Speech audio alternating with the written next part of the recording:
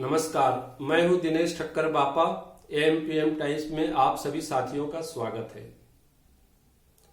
साथियों, इस बार मैं संत श्री जलाराम बापा के जीवन कथा को लेकर आपके सामने प्रस्तुत हुआ हूं। जलाराम बापा की जीवन कथा पर आधारित कृति वर्ष 2012 में मेरे द्वारा लिखी हुई प्रकाशित हुई थी, जिसका शीर्षक था जला सो अल्लाह, संत जलाराम बापा की जीवन कथा। पूरी दुनिया में इसे काफी अच्छा प्रतिसाद मिला था। तो मैंने सोचा एएमपीएम टाइम्स चैनल के सभी साथियों के लिए जीवन कथा प्रस्तुत करूं, ताकि यह सब साथियों के लिए प्रेरणादायी सिद्ध हो सके।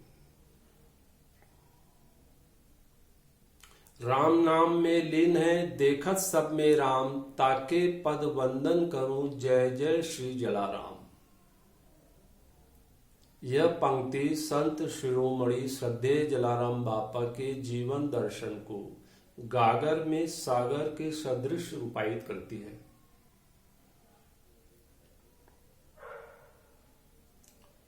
गृहस्थ आश्रम में रहकर भी जलाराम बापा ने संसारिक मोह माया से परे हटकर सेवा और भक्ति को ही अपने जीवन का मूल मंत्र बना लिया था।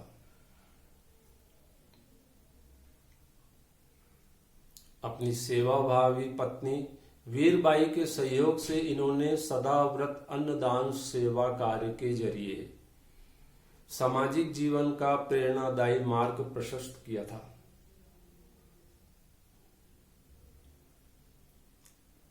जलाराम बापा ने दरिद्र नारायण की सेवा को ही वास्तविक प्रभु भक्ति मानकर अपना समस्त जीवन समर्पित कर दिया था। दीन दुखियों और भिक्षुओं की सेवा उनकी पहली प्राथमिकता में शुमार था।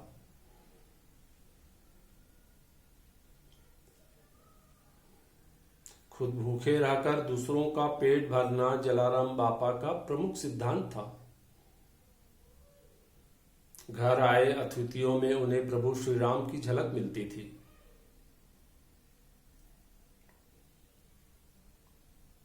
भिक्षु, साधु, सन्यासी, यात्री सहित सभी आगंतुक अतिथियों में वे रोटी में राम के दर्शन करवाते थे।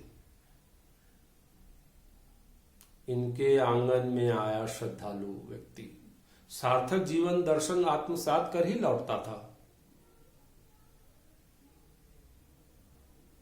जलाराम बापा अपनी प्रशंसा और निंदा से कभी भी आत्ममुग्ध या विचलित नहीं होते थे।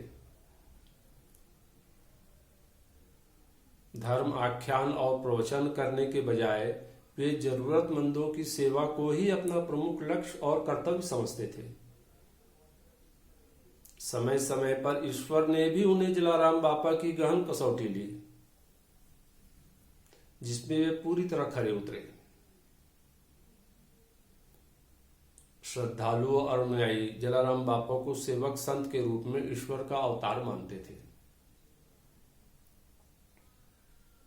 सच्चे मन से जलाराम बापा के स्मरण मात्र से ही लोगों के दुख दर्द दूर हो जाते थे। आज भी यही स्थिति है। इनके स्नेहमय स्पर्श और आशीर्वाद से प्रत्येक जीव में नव जीवन का संचार होता था। कमोवेश आज भी यही स्थिति हम सब देखते हैं। सहृदय पूर्वक जलाराम बापा के नाम मात्र से ही सभी मन्नत फलीभूत होने में कोई संदेह नहीं रहता था। उनके चमत्कार जनहित के पर्याय रहे हैं। आज भी यही स्थिति है। जलाराम बापा के प्रति अनुयायियों की आस्था और श्रद्धा को समय का चक्र भी प्रभावित नहीं कर सका है। इनके अनुयायी देश नहीं पूरी दुनिया में है। व्यक्तिगत तौर पर मैं और मेरा परिवार भी जलाराम बापा के प्रति अगाध श्रद्धा और आस्था रखता है। जब भी मुझ पर कोई विपत्ति आई है, तब जलाराम बापा को श्रद्धा पूर्वक याद करने से बेहद राहत मिली है। जलाराम बापा की जन्म और कर्म भूमि वीरपुर गांव जो गुजरात में स्थित है, उनके मंदिर में मत्था टेकने से हमेशा मुझे आत्मिक संतोष की अनुभूति होती रही है। पिछले 4 दशक से सक्रिय पत्रकारिता में संलग्न रहने के बावजूद मेरी लेखनी मुझे कभी संतुष्टि नहीं दे सकी। आत्मिक और आध्यात्मिक लेखनी की अभिलाषा बरसों से बरकरार थी। वर्ष 2010 में अपने जन्म दिवस यानी 20 दिसंबर को जब मैं सपत्नीक वीरपुर गांव दर्शनार्थ गया था, तब वहां सुबह की आरती के बाद जलाराम बापा की जीवन कथा आख्यान शैली में लिखने की प्रेरणा मुझे अंतर्मन से हुई थी। पूजा उपरांत हर बार की तरह मैंने जलाराम बापा के सेवा कार्यों के उत्तराधिकारी श्री रघुराम भाई के चरण स्पर्श कर उनसे आशीर्वाद लिया। आखिरकार जलाराम बापा की कृपा से मेरे लेखकी जीवन की पहली किताब जला सो अल्लाह जलाराम बापा की जीवन कथा सुधी पाठकों के समक्ष सादर प्रस्तुत हो सकी। इस किताब की कथा वस्तु, संवाद, रेखा चित्र जलाराम बापा के प्रचलित तमाम किस्से कहानियों, किंवदंतियों और मिथकों पर आधारित है।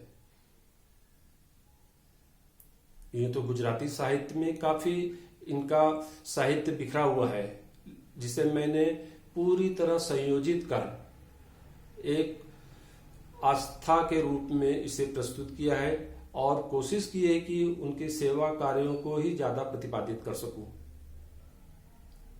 इस किताब की संकल्पना और सृजन प्रक्रिया में मेरी धर्मपत्नी श्रीमती प्रीति ठक्कर का भी महती योगदान रहा। उम्मीद करता हूं कि इस किताब में उल्लेखित जलाराम बापा के सभी कथा प्रसंग जीवन की एक नई राह दिखाएंगे। साथियों, अगले एपिसोड में मैं क्रमवार जलाराम बापा की जीवन कथा प्रस्तुत करूंगा। उम्मीद करता हूं कि आप सतत रूप से इस चैनल AMPM टाइम्स के साथ जुड़े रहेंगे। जिन साथियों ने इसे अभी तक सब्सक्राइब नहीं किया है, वे सब्सक्राइब करें ताकि इस चैनल का मान सम्मान बरकरार रहे। जय श्री जलाराम।